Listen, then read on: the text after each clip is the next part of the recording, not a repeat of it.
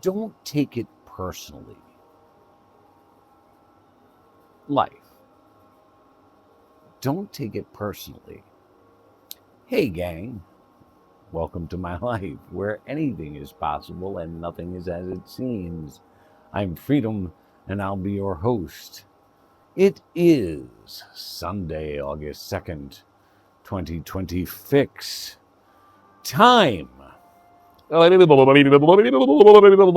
up, Doc?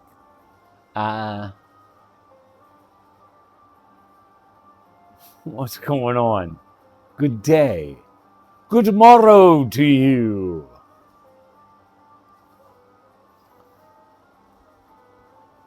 Don't go too far. I'm right here. I can't get too far. I can't get too close.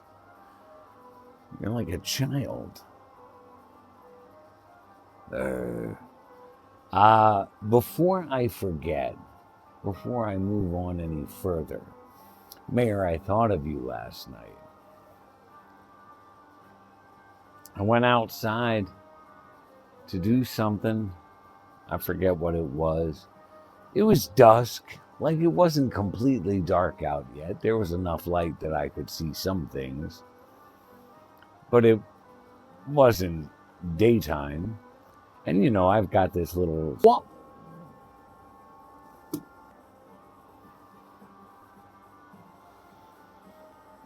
I guess I got too close. It wouldn't be so bad if it turned on or off every time I gave it the signal. Anyway, Mayor, I thought of you last night. I went outside for something. And, you know, I have this little stoop out here with the stones and the steps, and I've got some weeds growing that I've been trying to pull. And I stepped out the door, and I was one step, and I saw it up along the side of the rock here. About yay long, real thin, baby thing, garter snake. And I thought, oh, Mayor would love that. She wouldn't have even seen it. And it slithered, but it slithered towards the door. I don't know where it went. As far as I know, it's not in here. I guess we'll find out. I mean, it's funny because I was expecting it. I mean, not at my door, but I've been feeling it for like 3 or 4 weeks. I knew there was a snake somewhere on this property, and I've just been waiting to encounter it. In fact, there have been times I've gone out to do something, and I walked through the yard, and I was like, are you here now? Can you hear me now? And there he was. What do you know about that? Anyway, I am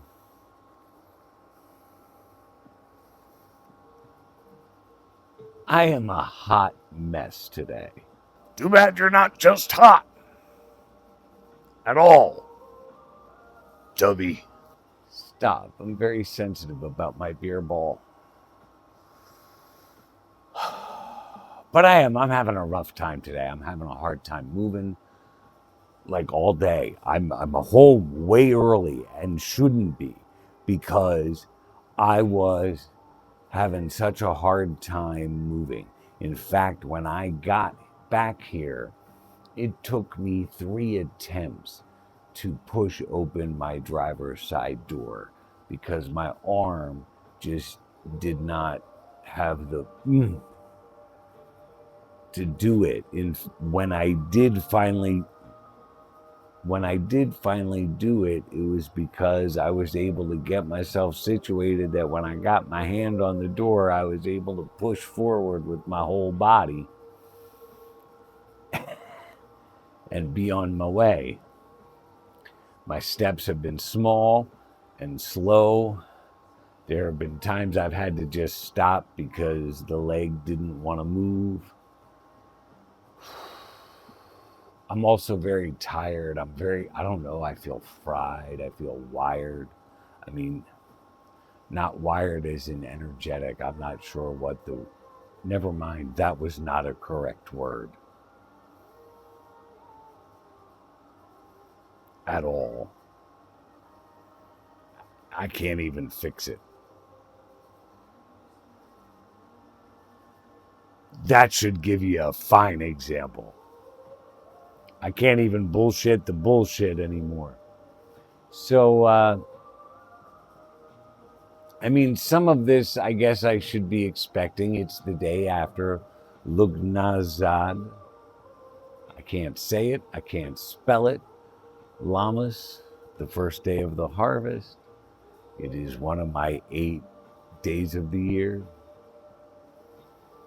So, day after, I should have expected some degree of, because I certainly saw enough of it in the day before and the day of. I also just got done working most of 2 6-day weeks in a row, and that is apparently very, very hard on me. And I have everything scattered and jumbled, and because once I get into my work week, it's hard for me to keep up because it's hard for me to keep energy. And then on top of it, part of the reason I'm getting ready to tell you this guy's story. Sorry, I got a message and I have to. Part of the reason I am tired, and part of the reason I'm not upset about the impact the tired is going to have on my finances, is because I was up late to do some stuff for God, apparently. As usual, I did not get the memo until we were already in the moment. It goes down like this. I need my coffee.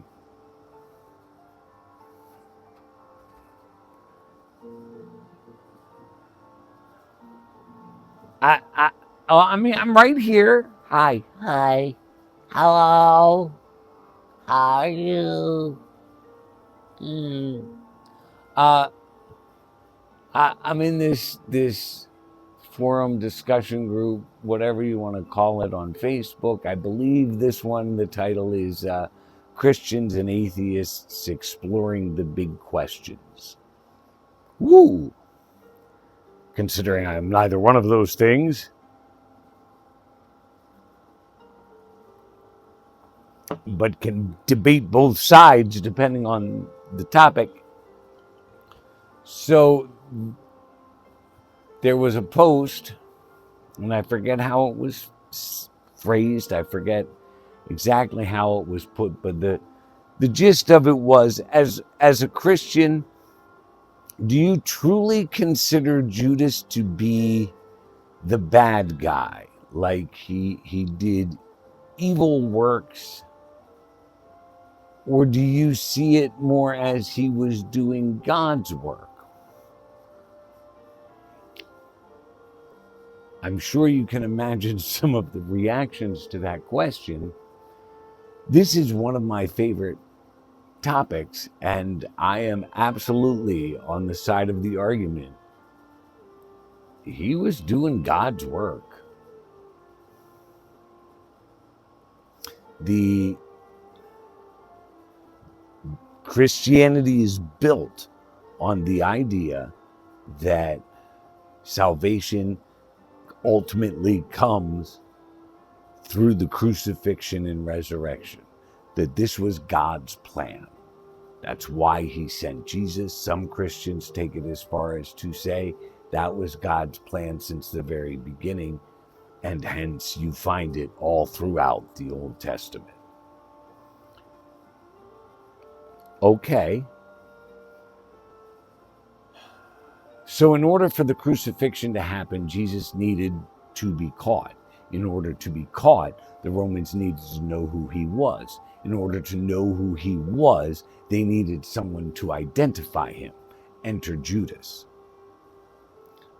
So no matter how you want to think he got there, whether he was devil-inspired or God-inspired, whether you think he did horrible things or was just trying to do right by the movement Jesus taught him to believe in, whatever the rationale, at the end of the day, he was doing God's work, because without him there would be no salvation.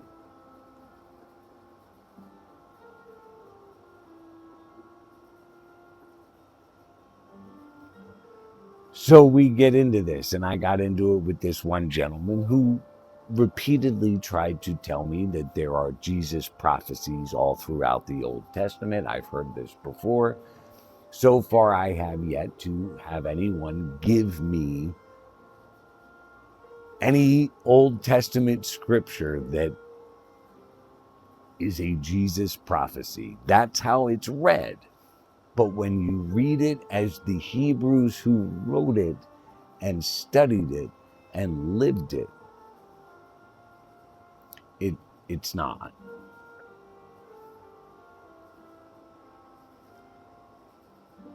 So this one guy and I were going back and forth, not really in an arguing way, or there was no animosity, but just we were having a tete-a-tete. And we kind of hit an end, and I was sitting here, and I just couldn't bring myself to go to sleep. Like, I knew I needed to, because I wanted to get up and work today.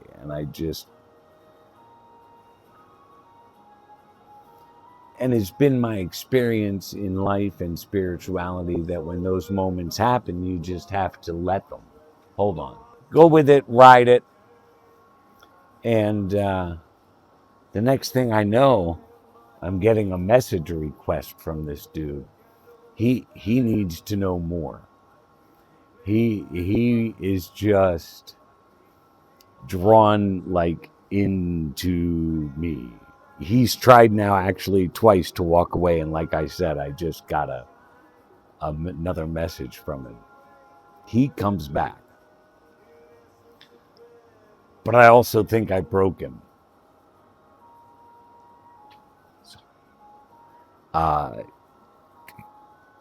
He was curious, but he was not ready for me. Not consciously. But when I saw the message request come through, I chuckled, and I was like, oh, I was waiting for that. Okay. And I even pointed that out to him, because he said he wanted to understand my relationship with God. Careful the wish you make. Wishes are children. And so I was real with him, and I was not antagonistic. I just told him what I know, what I have learned, what I've experienced. And he broke, like he melted before the end of the conversation. He's like, I just can't. I just can't. And hey, go do you. I gotta go.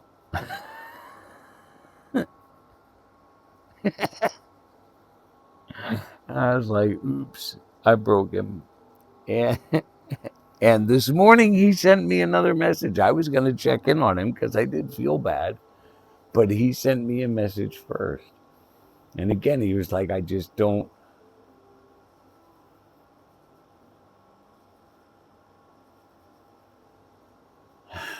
Anyway, sorry, I started thinking about what I saw him right there, and I was answering it in my head. I should probably go do that, and then I'm going to work my way in for a shower, and then I'm going to come back out here, and maybe we'll touch base, and maybe we won't. maybe, baby.